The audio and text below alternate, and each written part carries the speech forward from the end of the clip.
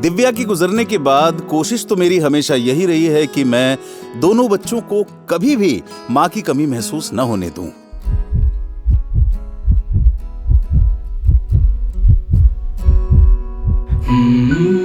कहीं इस चक्कर में मैं बाप कम और माँ ज्यादा तो नहीं बन गया हूं। पर मेरी बेटी है कि खुद को मेरी माँ समझती है। बहुत स्ट्रिक्ट मॉम है भाई।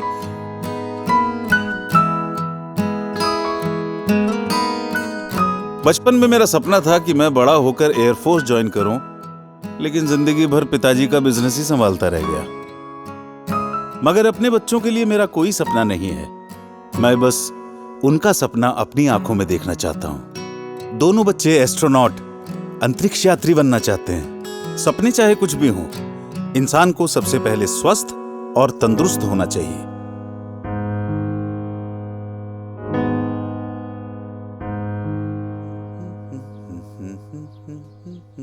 रिया, तैयार हो जाओ। रिया, रिया, मैं नोटिस कर रहा हूं आजकल तुम एक्सरसाइज करने से बच रही हो। पढ़ाई पर भी ध्यान नहीं है तुम्हारा। क्या हो गया है? चलो तैयार हो जाओ। पापा, मैं नहीं आ रही हूँ। मैं टायर्ड फील कर रही हूँ। नहीं आ रही हूँ क्या मतलब है? टायर्ड फील मतलब मैं टायर्ड फील नहीं करता हूँ क्या?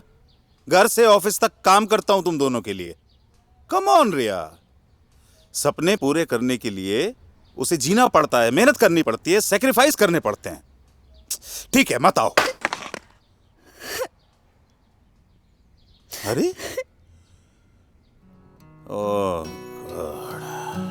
छोटी छोटी खुशियों से रूठी जिंदगी, खोए से ख्यालों में सिमटी जिंदगी। कुछ बात है, क्या है वजह, ना कुछ पता, कुछ तो खता।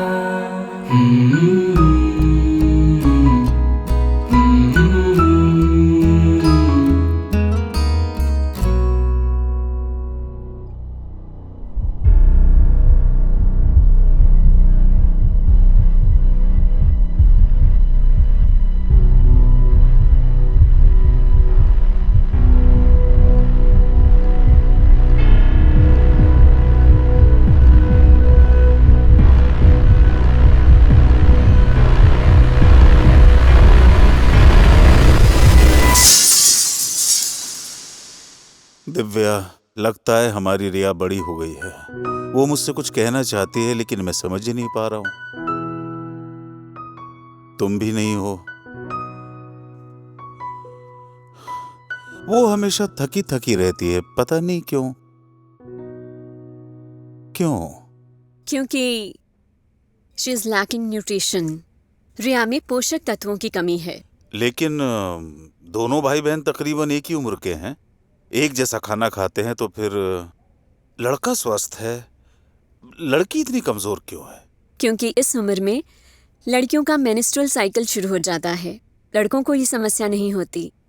इन दिनों लड़कियों के शरीर से अधिक रक्त बहने के कारण उनमें रक्त की कमी हो जाती है। इसकी भरपाई के लिए रिया को अधिक पोषक तत्वों की आवश्यकता है, जो कि रोजाना के भोजन से उसको नहीं मिल पाते। इसके लिए रिया को लेना होगा रोजाना न्यूट्रीचार्ज वुमेन और न्यूट्रीचार्ज स्ट्रॉबेरी प्रोडाइट, जो उसके शरीर में प्रोटीन, विटामिन, मिनरल जैसे आयरन, कैल्शियम और फाइबर, इन सब कमियों को पूरा करके उसके शारीरिक और मानसिक विकास में मदद करेंगे, ताकि वो आने वाली जिम्मेदारियों को अच्छे से उठा सके।